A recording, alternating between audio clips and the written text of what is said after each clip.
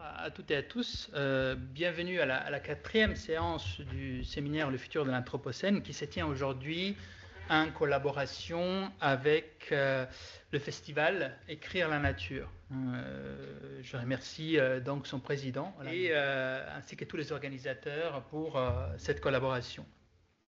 Alors, nous accueillons aujourd'hui Mathieu Larnaudy, qui est écrivain et éditeur, qui est l'auteur du roman Trash Vortex, que je vous ai fait circuler, paru en 2024 et autour desquels nous allons concentrer aujourd'hui notre réflexion. Donc je disais, avant de vous présenter notre invité et son travail, permettez-moi de rappeler rapidement, puisqu'il s'agit de la dernière séance aussi de notre séminaire, et parce que certains parmi vous participent dans le cadre du festival, le parcours que nous avons suivi cette année. Ce séminaire s'inscrit dans le cadre de la chaire Enjeux écopolitiques contemporains, et il vise à interroger la crise écologique dans une perspective interdisciplinaire, en particulier à partir du croisement et de la complémentarité des circulations entre les humanités et les sciences expérimentales. Le séminaire de cette année portait sur le concept d'anthropocène, envisagé comme une notion pont entre les disciplines, et sur ce qu'il permet de penser à propos de notre présent environnemental. Pour ceux qui étaient là, nous avons ouvert avec une introduction philosophique de Catherine Larère, puis nous avons accueilli plusieurs spécialistes de littérature comme Marco Caracciolo et Jean-Paul Angélibert, des scientifiques comme l'océanologue Catherine Jandel et des historiens des sciences tels que Pierre de Jovincourt. Alors pour cette dernière séance, il nous semblait important de donner la parole à un écrivain et à un auteur de récits, comme Mathieu Larnaudy, qui participe en tant que tel à la construction imaginaire de l'Anthropocène. Quelques mots pour les présenter. Mathieu Larnaudy est écrivain et éditeur, l'un des fondateurs du collectif et des éditions Inculte. Depuis plus de 20 ans, il construit une œuvre qui interroge les dynamiques de pouvoir, les dérives des élites et les formes du discours médiatique et technocratique. Parmi ses ouvrages les plus remarqués, j'en cite juste quelques-uns: Les Effondrés sur la crise de 2008, Les Jean-Jean sur la promotion Senghor de l'ENA ou encore Acharnement. Alors, Trash Vortex, publié lors de la dernière rentrée littéraire, me semble particulièrement en résonance avec les enjeux de notre séminaire. Même s'il ne mobilise pas explicitement la notion d'anthropocène, il explore le système économique et sociétal à l'origine de ces effets. On pourrait dire, pour reprendre une formule d'Andreas Malm, qu'il s'agit d'un roman du capitalocène, un roman qui met en évidence l'impact du capitalisme sur les dommages infligés à l'environnement.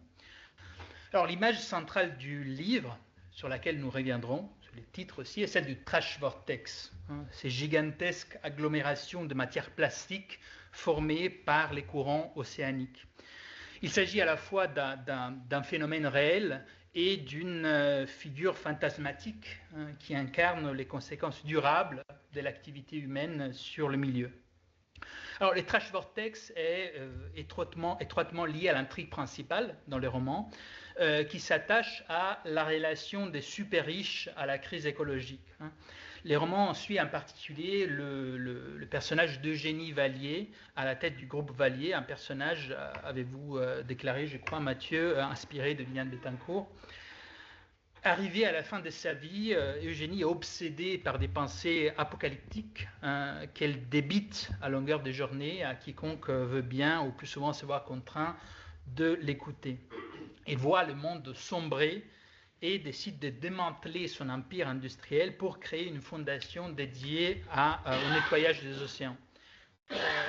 Ce qui est intéressant, cependant, c'est que ces gestes ne relèvent pas d'une repentance écologique ou d'un élan philanthropique, et il s'apparente plutôt à un désir de dissolution dont la fondation devient une sorte de vecteur paradoxal. Alors, de fait, les figures qui gravitent dans les romans autour de ces projets, l'ancien ministre de l'écologie, la chef du projet, l'oligarque, semblent toutes motivées non pas par un idéal altruiste, mais par l'ambition personnelle et l'opportunisme médiatique.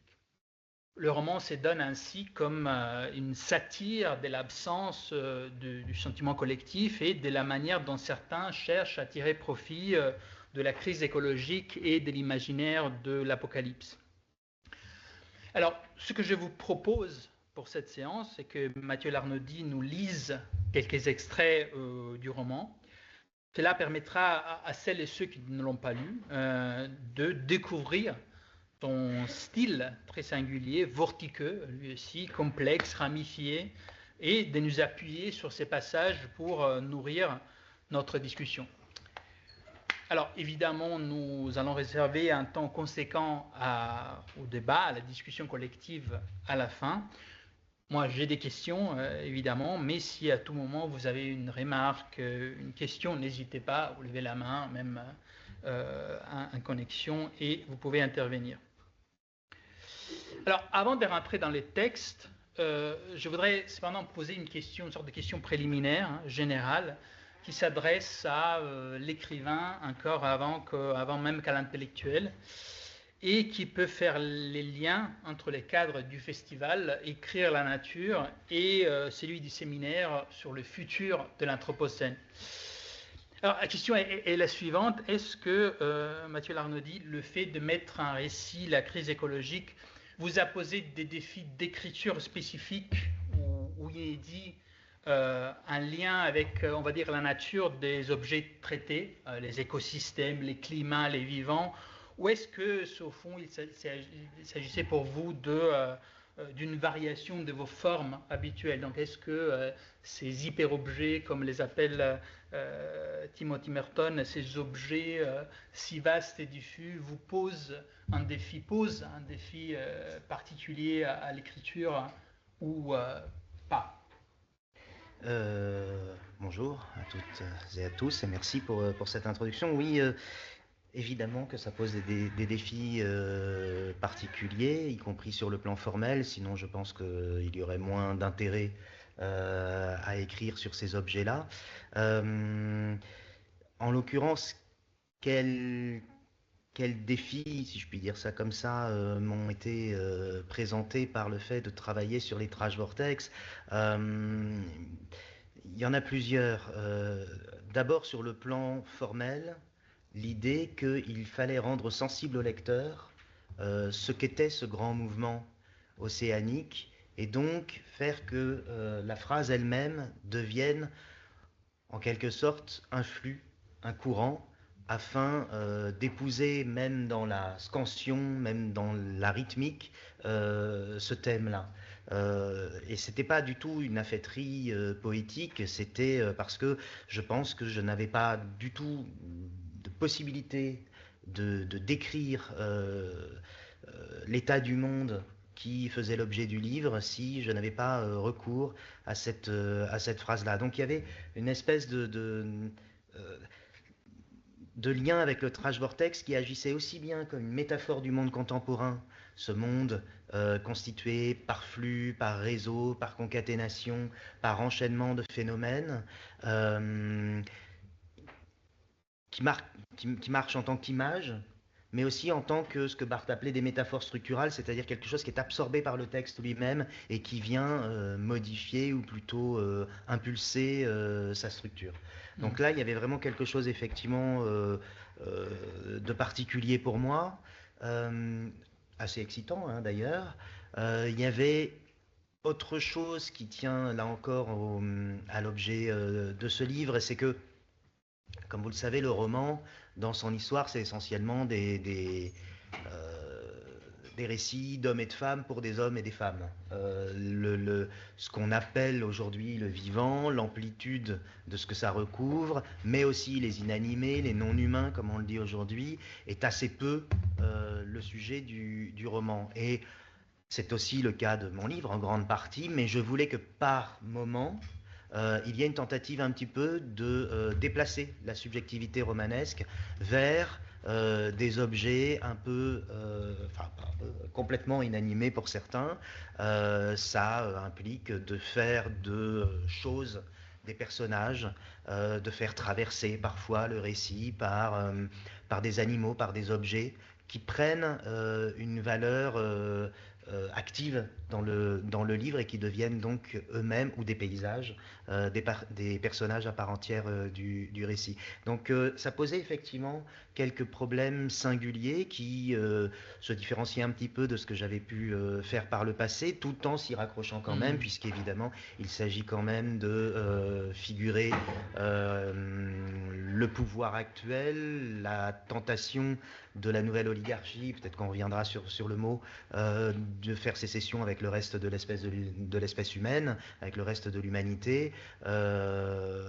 Donc voilà, j'avais effectivement un peu à concilier ces différentes pistes d'écriture, et pour moi ça passait par cette idée de faire du livre un vortex. Oui, merci beaucoup pour cette réponse. D'ailleurs, ça va totalement ça nous fait très plaisir d'entendre ça. Nous, on travaille beaucoup sur qu'est-ce que la littérature apporte en termes de représentation de la crise écologique par rapport aux autres disciplines. Et là, vous nous donnez un témoignage de premier main sur la construction stylistique et comment les styles contribuent apportent quelque chose de singulier et d'unique dans la construction de cette représentation de la crise écologique par la littérature. Vous avez raison, ce texte a effectivement un style vortiqueux. Donc, on va commencer par entendre votre voix, ce style dont vous avez parlé. Je vous propose que nous commencions par le début du livre, qui introduit un fil narratif que je n'ai pas vraiment abordé dans mon introduction. Cela concerne l'économie qui s'est construite autour de la création par le super riche de résidences ultra sécurisées, de sortes de bunkers dans des régions supposément moins exposées aux effets de la crise écologique et du changement climatique. Autrement dit, des lieux conçus pour s'en sortir mieux que les autres face à la catastrophe. Et donc le roman commence très loin de l'Europe, en Nouvelle-Zélande. On y retrouve un agent immobilier qui accueille un célèbre entrepreneur de la Silicon Valley, soutien d'un candidat à la présidence d'extrême droite, donc personnage à peine fictionnalisé, venu acquérir une vaste propriété dans ces contrées. Donc je vous laisse lire l'extrait. Mathieu, merci. D'accord, je reviendrai peut-être après sur... je préciserai deux, trois choses. Oui, tout à fait. Mais je commence par cette page de lecture. Okay. À côté de cette singulière créature politique, l'entrepreneur de la Silicon Valley, avec son costume ajusté, aussi enflammé fut-il dans ses prophéties, ses gesticulations et ses proclamations, paraissait presque fadement conventionnel. Par contraste avec la présence totémique et carnavalesque de la haute et massive stature vers laquelle se tournaient ses encouragements, lui-même se retrouvait à tenir le rôle de gardien d'une étiquette traditionnelle, de sorte que la vieille partition classique entre le fantasque bouffon bariolé et son monarque austère semblait s'être inversée, le pitre présumé, vêtu sobrement, servant de faire-valoir au candidat à la magistrature suprême, enveloppé dans son habit de clown.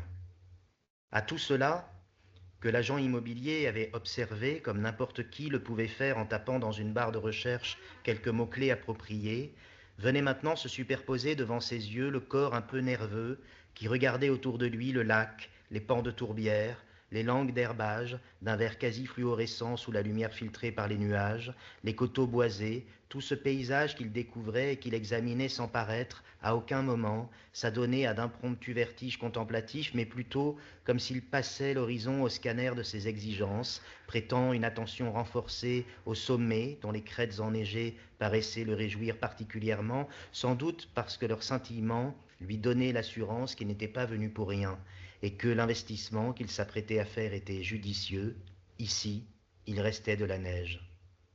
Ici, Lorsque le monde entier serait devenu une étuve où les populations déplacées suffoqueraient en cherchant un peu d'air et d'eau, lorsque dans quelques années les dernières régions tempérées seraient pleines à craquer et craqueraient, congestionnées de l'intérieur et prises d'assaut aux frontières par des hordes de réfugiés fuyant la chaleur et les guerres, que la chasse la lutte pour la possession des rares ressources potables et comestibles multiplierait inévitablement, lorsque des pandémies à répétition, parfois parties d'un point zéro minuscule, anecdotique, du contact anodin entre un humain et un animal, une piqûre, une expérience de laboratoire foireuse, une ripaille malencontreuse, décimeraient des nations entières parce que leur système de santé serait inexistant, engorgé ou dévasté par des décennies de réduction d'équipements, de moyens et d'effectifs, lorsque les foules indésirables seraient parquées en masse dans des camps ou renvoyées sous les cagnards des pays d'où elles seraient parties, ici, il resterait de la neige, il resterait la fraîcheur du lac et la paix des tourbières, le calme de la rivière et de ses grèves sinueuses serpentant parmi les prairies, les falaises et les pics surplombants, les combes des vallées par des ruisseaux en cascade, il resterait la douceur secrète, désertique et hospitalière que ménagerait l'enclavement. Merci beaucoup. Euh, donc je commencer par ces passages parce que les débuts des romans me passionnent et me passionne aussi le fonctionnement de l'atelier de l'auteur. Alors pour lancer votre discussion, vous laissez aussi préciser le contexte de ce début. Je voulais vous poser une question très simple. Pourquoi commencer par là? Pourquoi ouvrir votre récit par cet épisode qui est quand même un fil latéral par rapport à l'intrigue principale? Qu'est-ce que cette scène installe pour vous? Euh, alors, plusieurs choses. D'abord, il y a cette thématique donc de la sécession que font les nouveaux ultra-riches, cette nouvelle oligarchie. J'emploie le mot oligarchie parce que d'abord, les personnages d'oligarques ont un rôle important dans le livre, mais aussi par référence à ce que disait l'anthropologue anarchiste David Graeber, qui m'a toujours beaucoup intéressé, qui était assez familier des thèses hétérodoxes et parfois un peu provocatrices, et qui reprenait cette fameuse phrase de Jameson, le penseur de la postmodernité, qui disait, vous savez, qu'il était plus facile d'imaginer une fin du monde que d'imaginer une fin du capitalisme. Et Graeber disait, non, mais pas du tout, on est déjà sorti du capitalisme. Ça ne veut pas dire évidemment que nous ne sommes plus sous un régime économique qui est capitaliste, mais il voulait dire par là que le monde était désormais dirigé par ce que lui appelait un régime de néo-féodalité avec une nouvelle aristocratie. Et je ne suis pas sûr que le mot aristocratie fonctionne très bien, mais on a le mot oligarchie qui est à notre disposition et qui dit très bien les choses. Et je voulais donc que le livre commence avec une figure venant de ce monde-là, et l'incarnant peut-être d'autant plus étroitement que c'est un idéologue euh, libertarien et qui fait donc partie de cette nouvelle caste d'entrepreneurs qui se pique également de pensée et de politique. Et, euh, et en ça, alors il était inspiré, entre parenthèses, non pas par Elon Musk, mais par Peter Thiel, qui est le premier associé d'Elon Musk, celui avec qui il a fondé PayPal, un homme tout aussi délicieux qu'Elon Musk, hein, par ailleurs, qui a continué à faire fortune dans. Alors ils se sont grièvement engueulés. À un moment, et puis là il semblerait qu'ils s'entendent de nouveau très bien. En tout cas, ils ont revécu une nouvelle lune de miel au moment de la campagne de Donald Trump. Alors, étant donné que Elon Musk maintenant se retourne contre Trump, peut-être qu'avec Thiel, il y a de l'eau dans le gaz aussi. Mais enfin bon. Mais ce qui m'intéressait en fait dans ce personnage, c'est précisément qu'il soit peut-être un petit peu moins visible médiatiquement qu'Elon Musk, son camarade, mais qu'il soit par contre encore plus, en tout cas il l'était à l'époque, parce que Elon Musk nous a un peu démenti depuis, mais il était encore plus engagé sur le plan idéologique, si bien d'ailleurs que certains le considèrent comme une sorte de maître à penser, comme une sorte d'essayiste, comme ça, libertarien. Et quand j'écrivais le livre, euh, j'observais beaucoup ces mouvements de pensée-là. Euh, J'observais pas mal la façon aussi dont ils commençaient à connoter, à teinter euh, à travers le monde d'autres extrêmes droites qui se Mm. sont mises peu à peu à se réclamer comme ça de notions, de concepts ou d'impulsions du courant libertarien. On l'a vu, là encore je fais une parenthèse, mais on l'a vu par exemple en France avec la campagne d'Éric Zemmour, Mm. qui a à un moment qui s'est déplacé du plan nationaliste vers quelque chose de plus libertarien. Donc c'était assez intéressant et troublant à observer. Mais j'avais l'impression à ce moment-là d'une circulation un petit peu souterraine, un peu sous-jacente, comme s'il y avait, vous savez, une espèce de ferment comme ça, idéologique qui circulait, mais dont on veillait ici et là, tout en faisant usage, à ne pas non plus montrer trop quelles étaient leurs matrices et leur provenance. Et ça, évidemment, le livre est paru en août, après l'élection, la réélection de Donald Trump. D'un seul coup, au contraire, il y a eu Mm. une apparition médiatique, publique, de ces courants de pensée et des gens qui l'incarnent, qui m'a assez qui m'a assez troublé, et c'était presque assez amusant d'avoir écrit le livre Oui, et d'avoir commencé le livre par ça, et puis de voir d'un seul coup effectivement ce que je décrivais ouais. presque rendu public, quoi. D'un seul coup c'était partout, alors que finalement moi je m'étais contenté d'observer ça, mais sur un terrain où c'était encore un petit peu caché. Maintenant, ça ne l'est plus du tout. Donc voilà, j'ai voulu ouvrir le livre essentiellement par ça, et puis je trouvais aussi intéressant de mettre ce personnage au milieu donc d'un paysage, Mm. mais qui n'est pas un paysage anodin pour lui, puisque ce paysage qu'il est en train d'acquérir euh, en Nouvelle-Zélande, donc effectivement, pourquoi la Nouvelle-Zélande? Parce que c'est un lieu où, a priori, comme on le dit dans le passage, il y aura toujours de l'eau, il y aura toujours de la neige, il y aura toujours de la forêt, il y aura toujours des ressources, qu'elles soient alimentaires, qu'elles soient énergétiques, dont ils pourront bénéficier. Donc ça, c'est ce qui est lié à l'angoisse écologique. Mais évidemment, elle a aussi son pendant social et racial dans l'imaginaire de ces gens-là. Parce que ce qui est aussi très bien quand même, c'est qu'ils exproprient les fermiers en leur achetant à prix d'or leur terre. Donc les types partent vivre dans des banlieues de Christchurch. Et, euh, et donc le premier voisin, il est à des centaines de kilomètres. Mm. Donc ça leur permet d'être garantis contre des éventuels troubles ou émeutes. Et puis ils se disent aussi que quoi qu'il se passe, on ne viendra jamais les chercher là. Donc c'est vraiment une des raisons pour lesquelles ils vont s'installer dans ces endroits-là. Et par ailleurs, voilà, ça nous met tout de suite dans ce rapport entre cet individu qui s'approprie euh, une contrée entière, et donc qui s'approprie aussi la nature qui s'y trouve, tout en, euh, tout en expropriant les populations qui, elles, y étaient avant lui. Merci beaucoup. D'ailleurs, quand j'ai lu le livre, je me suis dit, quand est-ce qu'il est sorti? Quand j'ai lu ce début, je me suis dit, il est sorti en août. Donc, alors, un autre pouvoir de la littérature d'anticiper certaines tendances. Alors, ce qui me frappe aussi, et je voulais demander, c'est que vous ouvrez les livres par une projection imaginative de la catastrophe. Hein. Vous nous montrez comment certains, ici les plus riches, imaginent l'avenir. Terrible, certes, mais pas forcément pour eux. Euh, et je trouve que ce type d'imaginaire rejoint aussi d'une certaine manière celui de critique du capitalisme, ou en tout cas du système économique en place, qui insiste sur l'inégalité radicale face à la catastrophe, ou en tout cas à la crise écologique, contrairement à l'idée répandue aussi selon laquelle la crise écologique frapperait universellement.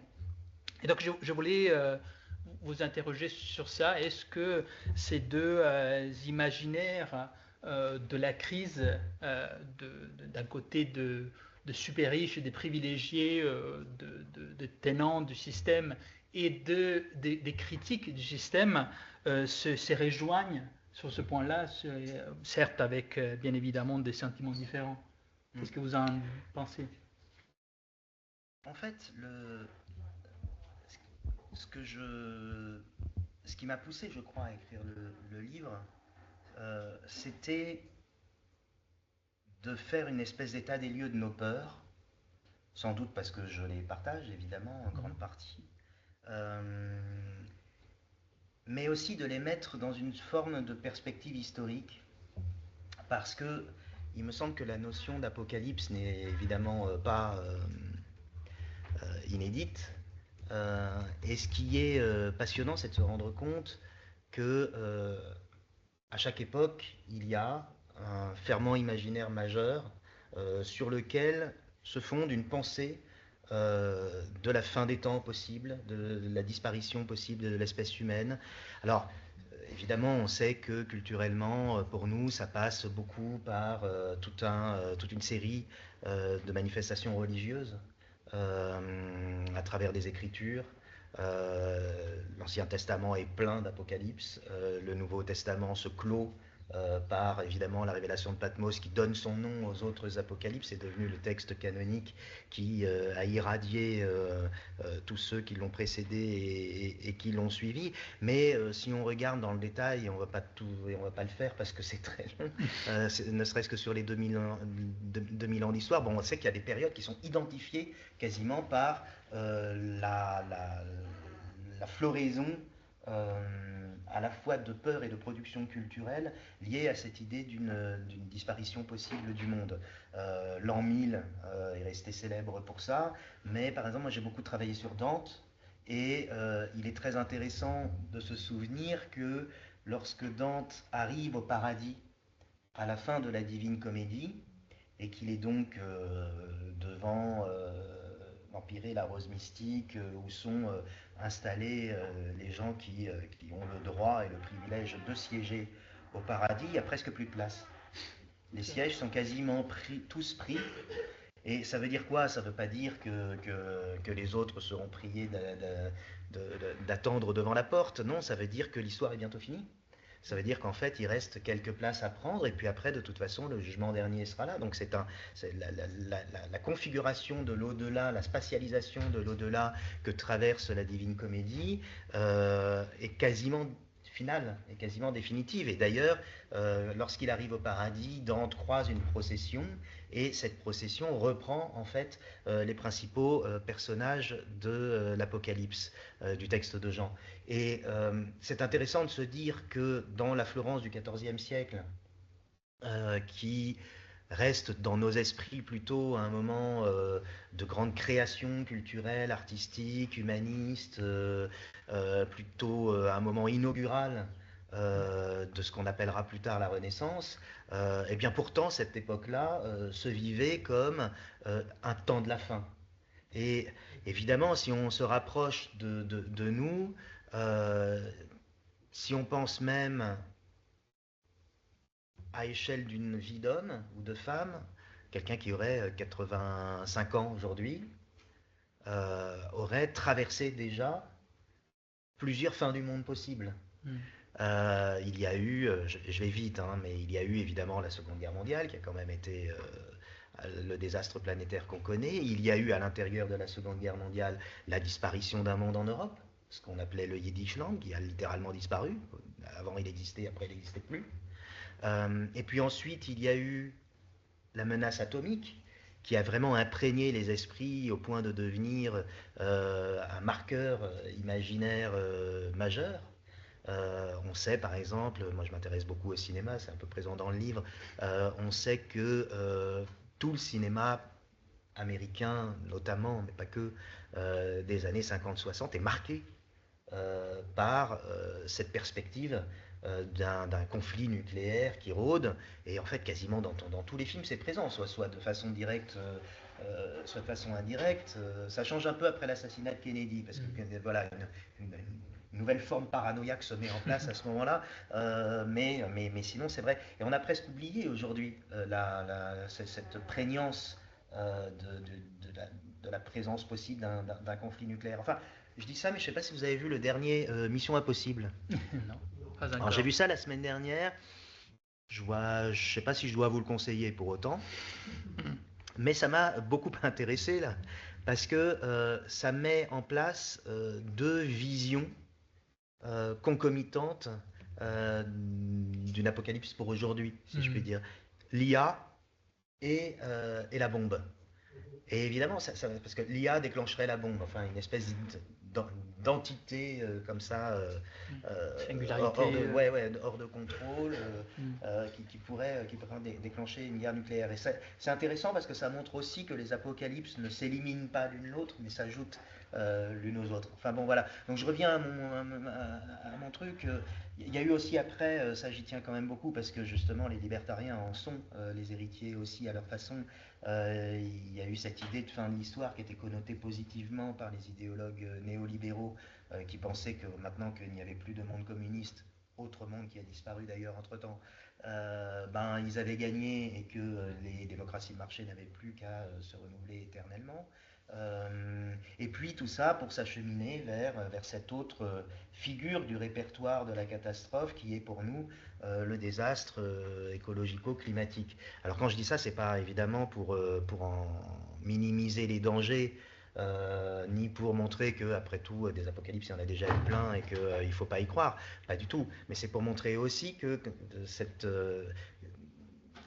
la façon dont notre époque rêve sa fin possible a des antécédents. Et j'utilise cette phrase parce qu'elle vient d'une phrase que Walter Benjamin citait, mais qui est de Michelet à l'origine.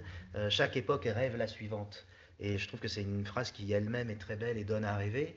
Et c'est aussi vrai justement que chaque époque rêve qu'il n'y en aura pas de suivante. C'est-à-dire que chaque époque se considère comme étant l'époque définitive et terminale. Et donc moi, si vous voulez, j'ai voulu un petit peu voir ce que cette peur-là, aujourd'hui faisait au monde actuel, mais du point de vue, en effet, des puissants, des tenants du pouvoir, c'est-à-dire de ceux qui, par leur fortune et par leurs privilèges, d'abord ont grandement contribué à provoquer cet état des choses, mais aussi sont peut-être les seuls qui s'imaginent pouvoir s'en tirer. Et c'est ça que je trouve vraiment très intéressant, c'est que il y a chez eux, et dans leur pensée, individualistes par nature, évidemment, mettant la liberté individuelle au-dessus et au principe de tout, il y a l'idée aussi que cela va leur permettre de s'extraire du sort commun de l'humanité. Ils seront les seuls, en fait, à devenir autre chose. Ils disent pas qu'ils vont survivre en tant qu'humains, c'est rare. Ils pensent qu'ils vont survivre en devenant autre chose. Donc ça donne le survivalisme, ça donne le transhumanisme, ça donne les délires de certains qui veulent partir sur Mars. Mais ils veulent partir sur Mars pas pour que l'humanité les suive, surtout pas, ils veulent partir sur Mars avec quelques personnes qu'ils auront choisies et peut-être pour recréer quelque chose d'autre là-bas. Voilà. Et donc le livre fait un peu le point avec cette nouvelle façon d'être riche finalement, qui peut-être d'ailleurs, même s'il y a un cynisme majeur à la source de tout ça, est troublante parce que elle donne un but à la fortune. Longtemps, le capitalisme reposait sur la question du profit pour le profit, sans forcément avoir de justification en soi. Là maintenant, en fait, ce profit, c'est aussi un critère d'élection. C'est ceux qui vont pouvoir s'en tirer, ce seront les plus riches.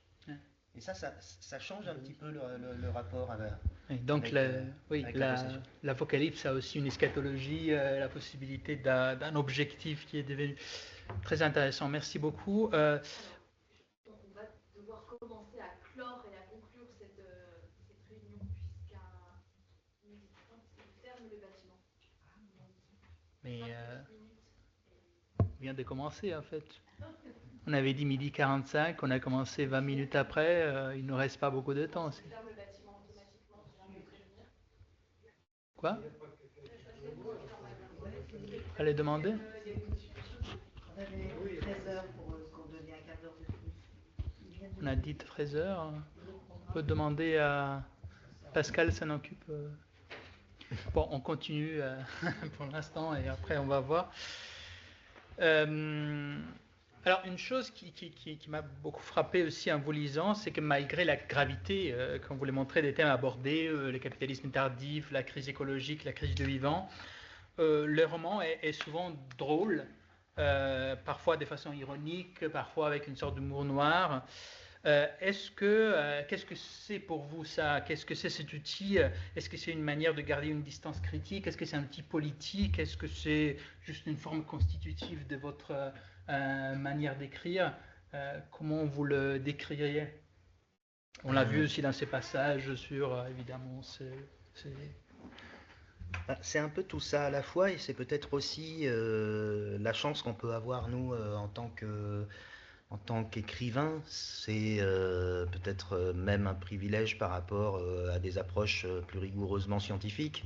C'est de pouvoir jouer avec ces figures et de montrer aussi ce qu'elles ont parfois de ridicule. Le ridicule n'enlevant pas le fait qu'elle puisse être terrifiante quand même. Mais si on se contente par exemple du fameux bouffon bariolé dont j'ai parlé tout à l'heure, présentement président des États-Unis, on voit que c'est quelqu'un qui s'est évertué à construire un personnage de théâtre, à devenir une espèce de marionnette, avec des traits distinctifs, avec une cravate toujours la même, avec comme ça, des éléments visuels extrêmement reconnaissables. Je dis dans le livre qu'il a une sorte de face logo. Et c'est vrai, en fait, sa tête est un logo, finalement. Et au fond, ça sert à quoi, ça? Cette caricature-là, ce ridicule-là, ça sert à désamorcer la caricature. C'est beaucoup plus difficile de caricaturer quelqu'un qui est déjà une caricature. C'est beaucoup plus difficile, en fait, de s'opposer à lui à partir du moment où, quelque part, il a désamorcé toute possibilité de critique, puisqu'il vous dit, oui, allez-y, critiquez-moi, je suis exactement ce que vous critiquez. Il dit pas, non, non, je suis autre chose. Il dit, non, je suis ça, et puis je vous emmerde. Ça me va très bien. Donc, il y a un... Ça, la littérature peut le montrer. Ça, la littérature peut le rendre sensible, je crois, sans doute de façon plus facile qu'un langage de politiste ou d'essayiste ou de pamphlétaire. Et elle peut le montrer aussi par le pouvoir de quelque chose qui est constitutif de l'écriture, de la littérature, et particulièrement de celle que j'aime, c'est-à-dire la description. Et c'est pour ça que il y a beaucoup de descriptions dans mes livres, mais que je n'utilise pas la description comme étant quelque chose de dissocié du récit, de l'avancement narratif du texte, mais au contraire comme quelque chose qui en fait vraiment partie. C'est pas un décor, c'est pas je plante le décor et puis après je vous raconte ce qui s'y passe. C'est vraiment les deux procèdent du même mouvement. Et bon, c'est un petit point sur de technique littéraire, mais je crois que c'est important parce que vraiment ça ouvre cette possibilité-là. D'accord. Donc nous on continue comme si de rien n'était. Merci beaucoup encore pour cette réponse éclairante, je crois, sur le travail de la littérature et sur ce que la littérature peut par rapport à ça, avec ses points sur la description, sur le mot.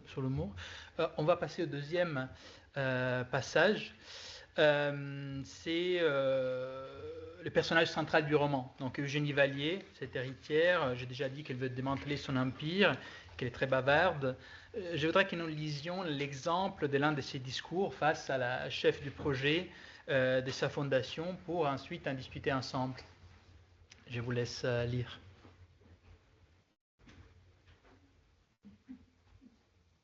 Il y a un mouvement de foule. Donc, tout le monde s'en va? Non, je crois pas,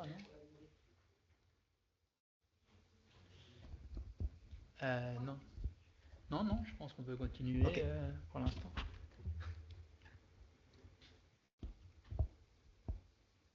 Je lis? Oui. D'accord, pardon. Oui, je vais peut-être juste expliquer. Alors effectivement, donc Eugénie Vallier est une vieille dame. Alors, en fait, elle n'est pas si vieille, mais elle est malade. Et donc elle s'apprête à mourir et elle est elle-même complètement imprégnée justement de toutes les propositions eschatologiques qui courent dans le monde aujourd'hui, mais elle les pousse jusqu'à leurs conséquences les plus radicales et les plus complètes, c'est-à-dire qu'elle pense elle croit de façon absolue que de toute façon l'humanité s'apprête à disparaître. Et que à partir du moment où l'humanité s'apprête à disparaître, eh bien, nous n'avons aucun devoir vis-à-vis de l'humanité, et surtout pas celle de lui léguer quoi que ce soit. Et donc elle décide de rompre la transmission dynastique du groupe industriel dont elle-même a hérité, elle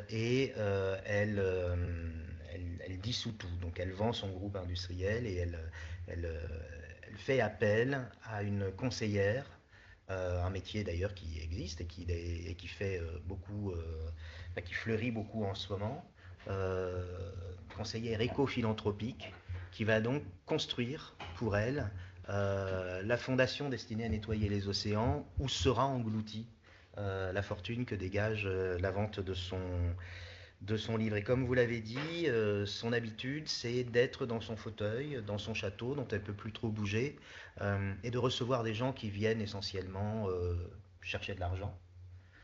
Et la contrepartie de ça, c'est qu'ils doivent l'écouter. Et c'est vrai que je m'étais pas mal inspiré de Liliane Bettencourt pour construire ce personnage, mais en renversant les choses. Je ne sais pas si vous vous souvenez de Liliane Bettencourt, à la fin de sa vie, elle était frappée d'aphasie et de sénilité. Et mon personnage, au contraire, parle tout le temps. Elle délire un peu, mais elle est plutôt cohérente dans son délire. Comme tout le monde, j'ai cru en la technologie. Je pensais simplement que le progrès, vertigineux de la science, de la médecine, ferait que nous ne mourrions plus. Que du moins les plus favorisés d'entre nous, il n'y avait pas de raison que je n'en fasse pas partie, auraient des solutions pour ne plus mourir. Drôle de pensée, optimiste et naïve, belle jeunesse. J'avais sous-estimé notre penchant pour le théâtre, notre sens du spectacle, le délicieux frisson devant le grand show apocalyptique, notre acharnement à suivre nos peurs, à leur donner confirmation, les faire advenir, la passion pour les fables édifiantes, pour les légendes qu'on se raconte, et le dénouement qu'elles supposent forcément. Notre pensée dialectique, la volonté de faire la synthèse et la morale, de clore la réalité, de finir l'histoire. Nous voulons toujours savoir comment les récits se terminent. Laisser les choses en suspens, ouvertes, nous ne le supportons pas. Nous avons donc organisé l'issue définitive. Nous avons été plus soucieux de nous éliminer que, je ne sais pas, de nous cryogéniser par exemple, plus obstinés à détruire notre planète qu'à la protéger ou à trouver les moyens de nous enfuir. Vous me parlez de long terme, j'apprécie votre prévenance. Vous m'avez mal comprise en vérité. Il n'y aura pas de soi-disant long terme. Pour vos baleines et vos phoques peut-être, tant mieux, souhaitons-leur. Pas pour nous. Nous n'avons plus rien à donner, rien à transmettre, ni témoignage, ni, quel mot atroce, patrimoine. Et nous avons du mal à nous y faire. Si nous témoignons aujourd'hui de ce que le monde est encore, et de l'ampleur du saccage qui voue ce monde à la disparition, pour qui témoignons-nous? Si dans un proche avenir il n'y a plus personne ici-bas pour recevoir nos témoignages, pour recueillir nos paroles et leur rendre vie en les écoutant, à quoi bon? Nous ne leur devons rien, parce qu'il n'y aura personne. Autant donc tout solder, tout fermer derrière nous, Hélène. À quoi bon léguer quoi que ce soit à l'humanité future, puisque l'humanité n'a pas de futur? Si l'humanité court à sa perte, alors nous n'avons plus aucune responsabilité, plus aucun devoir devant l'humanité. Merci beaucoup. Alors, ce que vous avez très bien expliqué votre personnage. Moi, ce qui m'a intéressé, c'est son ambiguïté, au fond, parce que ce que Eugénie Vallier dit dans les romans est en quelque sorte discrédité par les conditions d'énonciation, on va dire. Personne n'écoute vraiment, elle se répète sans fin, son discours est outré, grotesque presque. Et pourtant, on va dire, ce qu'elle dit n'est pas complètement absurde. Il y a du vrai, de la sincérité dans cette analyse. Et je voulais savoir comment vous voyez ces personnages. Est-ce que cette ambiguïté pour vous existe? Comment vous l'avez travaillé? Comment vous avez vécu cette ambiguïté par rapport à cette tension par rapport à son discours? Elle est une espèce de version effectivement outrancière d'une peur commune. Et par rapport à ses camarades ultra riches, elle la caste dont elle fait partie. Elle en présente également une version extrême. C'est-à-dire que cette espèce de pulsion de mort qui anime le capitalisme dans sa version, en tout cas, ultralibérale ou néolibérale, elle la porte vraiment à son point définitif de non-retour, c'est-à-dire à un nihilisme absolu. Ce qui n'est pas le cas des autres personnages, qui cherchent tous à, justement, comme on disait tout à l'heure, à trouver les moyens de s'en sortir, à continuer éventuellement de capitaliser dessus, à se chercher des refuges, des portes de sortie, etc. Pour elle, il n'y a pas de porte de sortie. Et au fond, ce personnage mène une sorte d'expérience de pensée qui va de pair avec une idée de la finitude qui est sa finitude propre, mais qui devient aussi la finitude de tout un monde.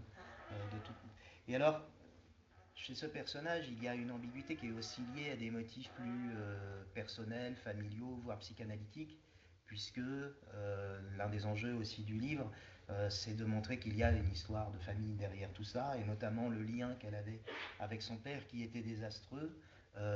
Son père la haïssait, et elle s'est mise à le haïr en retour, pour des raisons qui seront élucidées au fur et à mesure du livre, que je ne vous dévoile pas, parce qu'il faut quand même se ménager du suspense.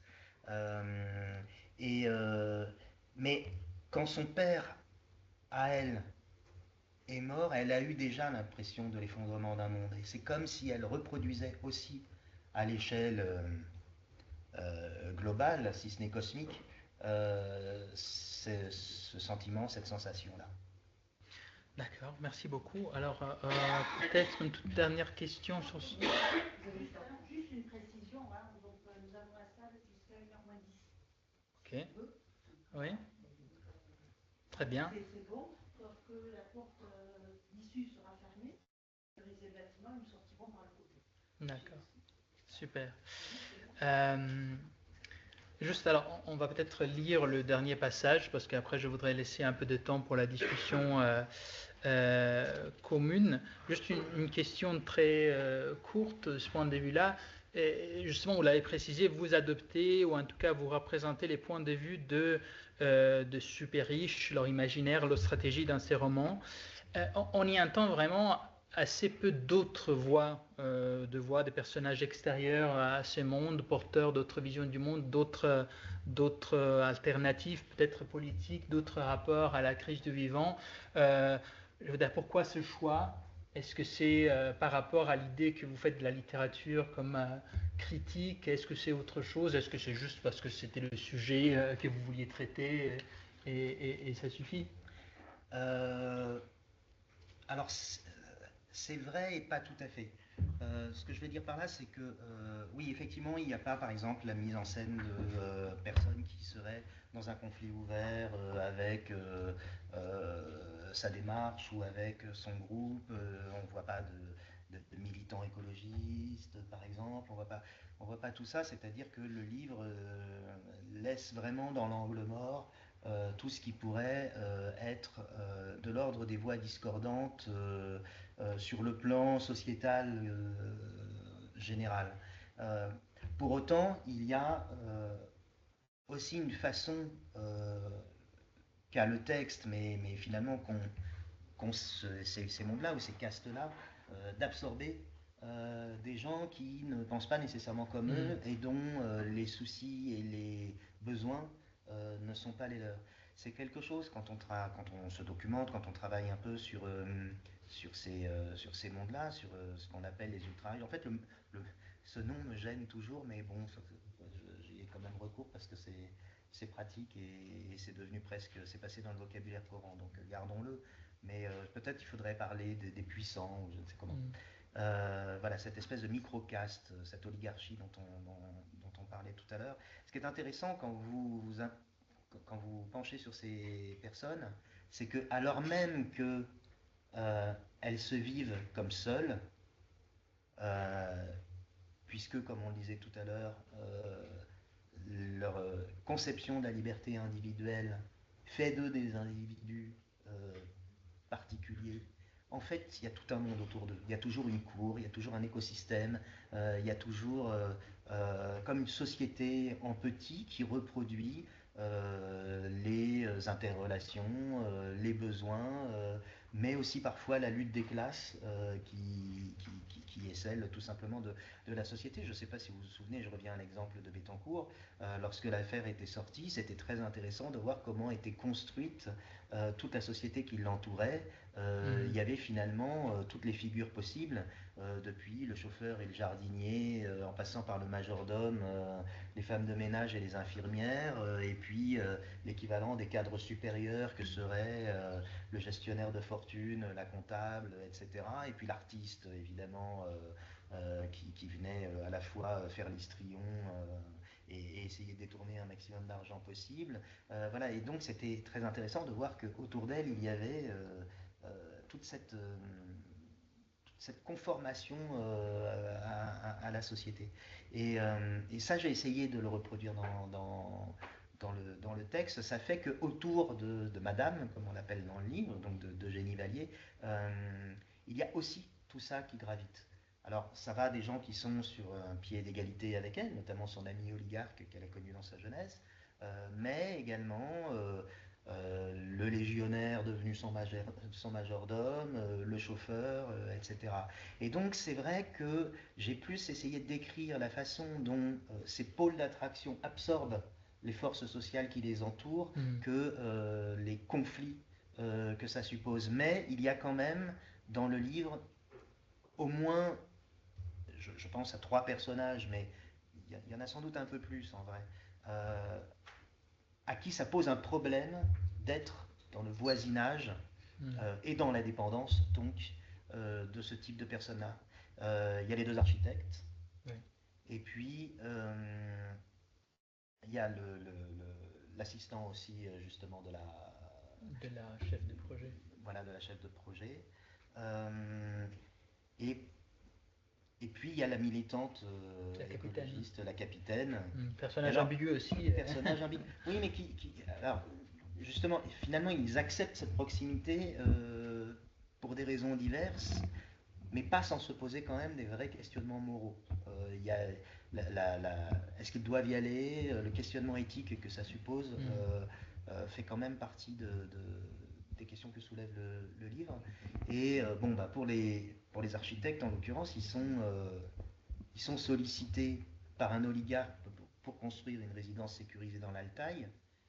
Ils détestent l'idée de travailler pour ce type, mais ils sont sollicités pour une bonne raison, c'est-à-dire qu'eux, ils travaillent avec des énergies renouvelables, avec tout un ensemble de savoir-faire et de parti pris, dont en fait les gens qui construisent ce projet ont besoin. Et ils se voient proposer aussi des sommes astronomiques qu'ils n'auraient pas pour les chantiers plus militants qui sont les leurs habituellement. Qu'est-ce qu'on fait dans ce cas? Est-ce qu'on accepte? Est-ce qu'on n'accepte pas? Voilà, le livre pose la question. Et de la même façon, la militante écologiste, elle voit que la création de cette fondation, ça va lui permettre d'avoir de nouveaux bateaux, de pouvoir donner la chasse à ceux qui font de la pêche dans des proportions ou dans des zones où c'est illégal. Ça va lui donner un moyen d'action, pour le dire autrement. Ben, qu'est-ce qu'elle fait? Est-ce qu'elle accepte de prendre cet argent dont évidemment, elle, politiquement, elle trouve qu'il est pour le moins douteux, ou est-ce qu'elle ne le prend pas? Et au fond, moi, je juge pas tellement, c'est pas l'objet du livre, mais je trouve intéressant de poser cette question-là parce que j'ai l'impression que ce sont des questions que nous, on se pose aussi dans nos vies au quotidien, à toutes les échelles. Quel degré de compromis ou de compromission on est capable d'accepter, bon, d'abord tout simplement pour vivre dans la société telle qu'elle est, et puis pour y participer, et puis peut-être aussi pour faire avancer les choses dans ce qu'on croit être plus juste. Voilà, donc si logique du conflit il y a dans le livre, il se situe plus sur ce plan-là, sur cette mise en scène d'un questionnement éthique, que effectivement dans un rapport plus, une opposition plus distante et plus frontale. Alors, malheureusement, la montre court. Moi, je voulais quand même passer, avant de conclure, à des personnages humains. On en a parlé beaucoup, mais vous avez dit au début que la question du non-humain, de la représentation du non-humain est importante. Alors, je voudrais passer ici à avoir un passage avec l'image centrale du livre, celle du trash vortex, une image qui est pas si souvent présente que ça dans le livre. Mais à un certain moment, vous décrivez ces trash vortex lorsque l'équipe de la Fondation Valier s'approche de cet élément, de ces objets, pour filmer un documentaire de présentation de la Fondation. Alors là aussi, c'est un moment à la fois informatif et ironique. On peut peut-être lire un extrait. Je ne sais pas si vous voulez couper un petit morceau, ou si vous voulez dire entièrement. En fait, comme ça se fait dans toute fondation de cette dimension, parce que vous avez compris qu'elle est nourrie par des dizaines de milliards, on doit faire un lancement en bonne et due forme, et donc on commence par produire un film promotionnel. C'est un des fils rouges du livre, ce film promotionnel, dont d'ailleurs on voit la projection dans la dernière partie qui se passe à Venise. Donc là on est au moment où ils essayent de tourner le film, et où ils convoquent pour ça un certain nombre, comme ça se fait aussi, de personnalités validantes, dont la capitaine dont on parlait tout à l'heure.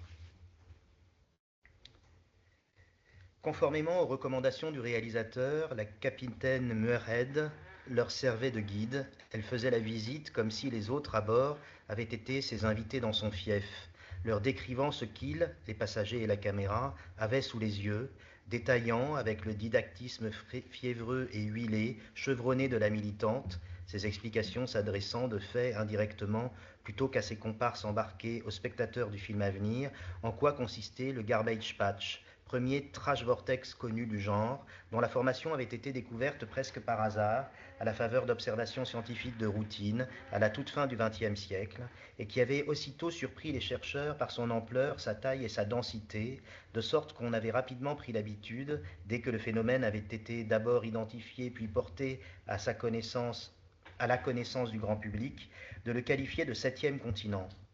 Désormais, celui-ci couvrait 3,4 millions de kilomètres carrés, 6 fois la France, songea l'ex-ministre de l'écologie, en perpétuelle expansion, croissant de l'intérieur au cœur de l'immense tourbillon de courants marins qui s'enroulent selon le sens des aiguilles d'une montre dans l'hémisphère nord, la même chose se produisant dans le sens inverse au sud, sous l'effet de la rotation de la planète en vertu du principe dit de Coriolis, c'est-à-dire, précisa encore la capitaine, de la force inertielle agissant à la perpendiculaire du mouvement giratoire terrestre, occasionnant ainsi la création d'une spirale océanique dont la force centripète, la capitaine mimait ce maelstrom avec ses doigts, son index tournicotant à la verticale, tel un cyclone miniature au-dessus de la paume de sa main ouverte, aimante, aspire et capture les détritus errants, les acheminant vers des zones stagnantes, des remous géants dont ils ne ressortent jamais.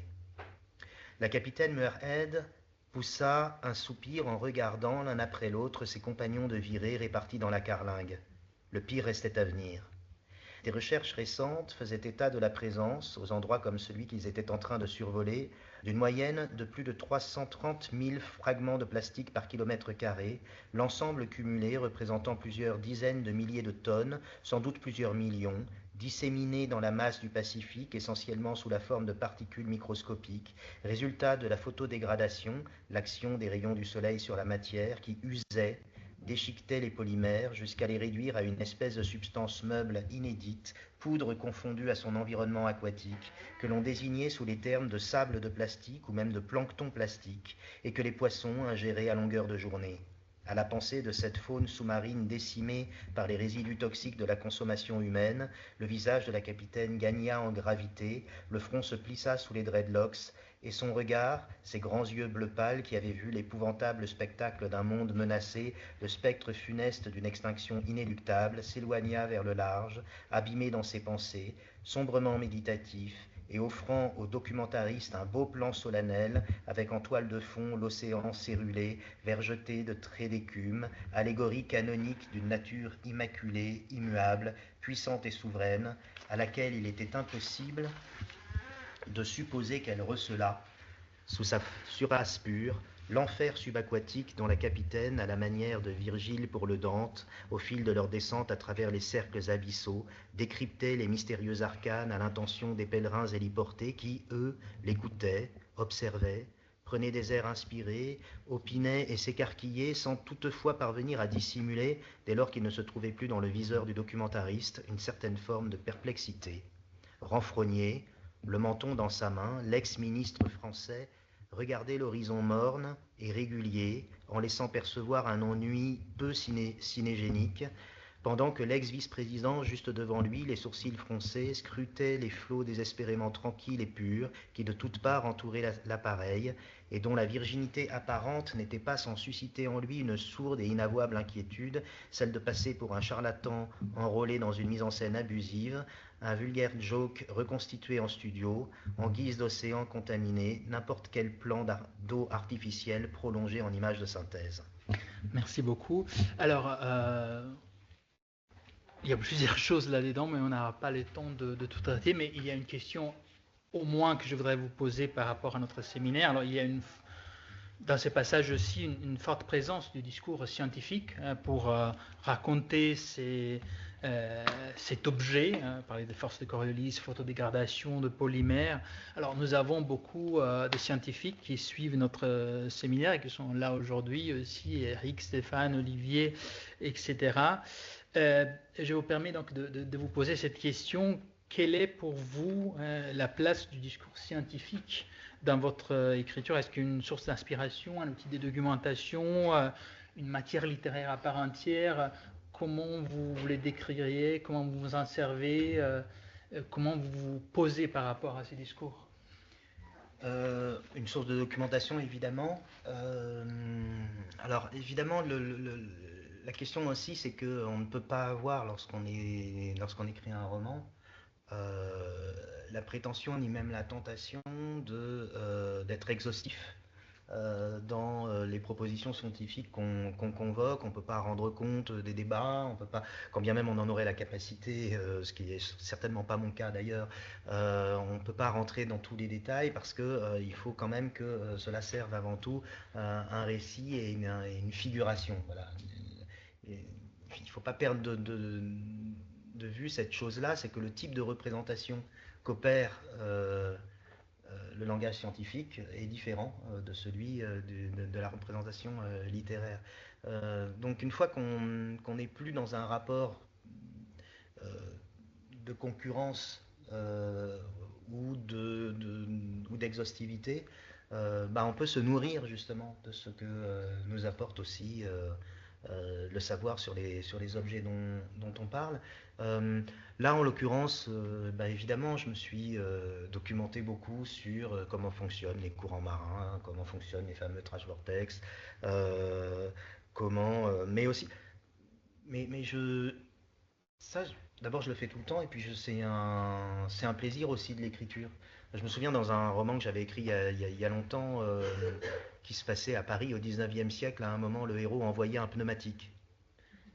Et je décrivais tout le trajet que faisait le pneumatique, y compris techniquement, c'est-à-dire que le système de valve, de souffle, de propulsion, etc., que ça supposait. Et pour écrire ce qui devait être à peu près un paragraphe, j'avais lu une thèse. Et en fait, bon, j'aurais pu la lire rapidement, je l'ai lu assez rapidement d'ailleurs, mais en fait c'est passionnant. On se prend au jeu, ça va, bon, ça marche comme ça, et puis on imagine tout ce système souterrain sous Paris. Bon. Et pour revenir là à notre vortex, c'est un petit peu la même chose.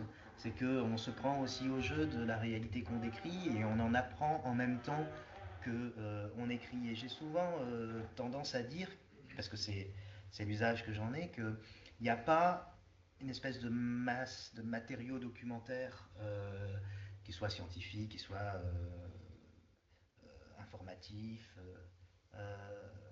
amoncelés en amont de l'écriture. Il y en a une partie, bien sûr. On sait à peu près quel motif on va parler, donc on s'est un petit peu documenté dessus, mais en réalité c'est plutôt l'écriture qui va aller chercher son propre matériau et ses propres documents. Donc si justement, au fur et à mesure d'une phrase comme celle-ci, je vais parler des polymères, parce que le mot vient, je vais aller aussi voir mieux ce que c'est, où c'est produit, comment, par quelle technique. Et alors des fois ça va me permettre, soit par digression, soit par amplification, de convoquer cette part de réalité-là dans la phrase. Puis des fois, je ne vais pas du tout en avoir besoin, et puis tant pis, je vais laisser ça de côté, mais pendant les 20 minutes où j'ai lu un article là-dessus, ça m'a intéressé. Donc voilà, il y a aussi, mais ça fait partie vraiment du mouvement de l'écriture. On n'écrit pas indépendamment de la documentation, mais aussi réciproquement. Moi, je ne me documente pas indépendamment, j'allais dire, de l'écriture. Je veux dire par là que j'ai toujours quand même un peu une petite idée derrière la tête. Et ça aussi, pour revenir à la première question, à ce qu'on disait au tout début, le choix de cette forme-là, c'est-à-dire de cette phrase flue, permet aussi de brasser des éléments de réalité assez hétérogènes dans le même mouvement, et donc d'avoir des sources différentes les unes des autres. Et on compose petit à petit le texte comme ça. Voilà. Et donc, sur le discours scientifique, j'ai pas l'impression qu'il y ait une relation ni de... Enfin, pour moi, c'est un répertoire d'idées comme un autre, mais c'est pas un langage que j'absorbe de façon critique, comme le livre peut le faire avec le langage politique, par exemple. Sans doute aussi parce que c'est pas un langage par lequel je me sens menacé, par lequel je me sens bombardé quotidiennement. Voilà. Très intéressant, merci beaucoup. Il ne nous reste pas beaucoup de temps, donc je propose faire l'économie de la dernière citation que j'aimais beaucoup, mais je vous conseille de lire les livres et les passages en particulier, vous pouvez les lire. C'est un passage où effectivement on a un personnage non humain, on pourra peut-être en parler demain, on fera une autre rencontre à la Reims, mais je voulais quand même laisser quelques minutes pour que vous tous vous puissiez poser des questions.